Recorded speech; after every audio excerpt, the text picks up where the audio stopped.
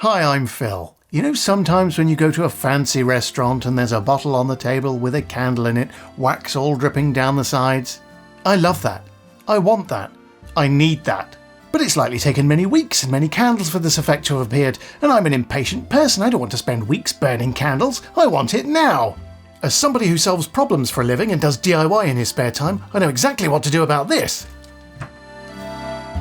This baby gets up to 500 Celsius and will reduce a full-size candle to a drippy mess in seconds.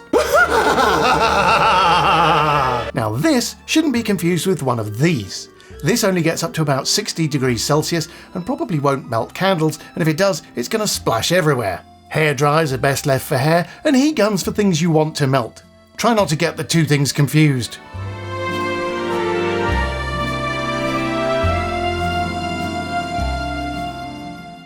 I start here with an ordinary bottle, this one being a rather nice Chateauneuf du Pape, and get the candle seated in the opening by gently melting its bottom.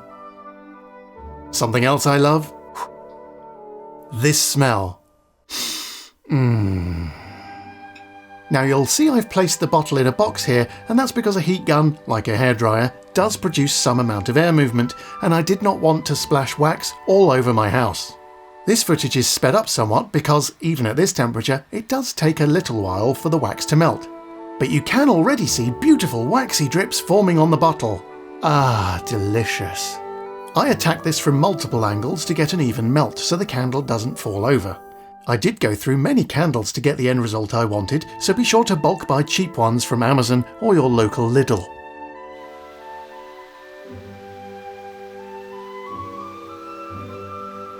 Just one thing to be wary of as you get close to the top of the bottle. If the hot air is blowing over the bottle too much, then the air inside the bottle will expand and eventually force the candle out.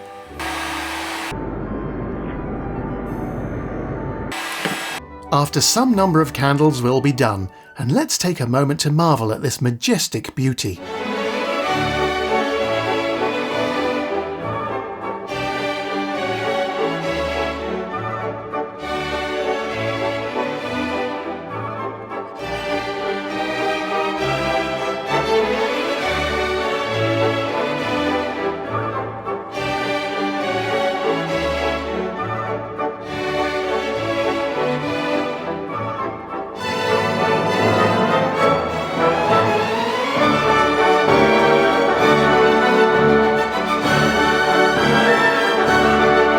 Am I mad? Probably, but I hope you found this useful, or at least entertaining. And if you did, I'll see you again soon. Until then, good luck.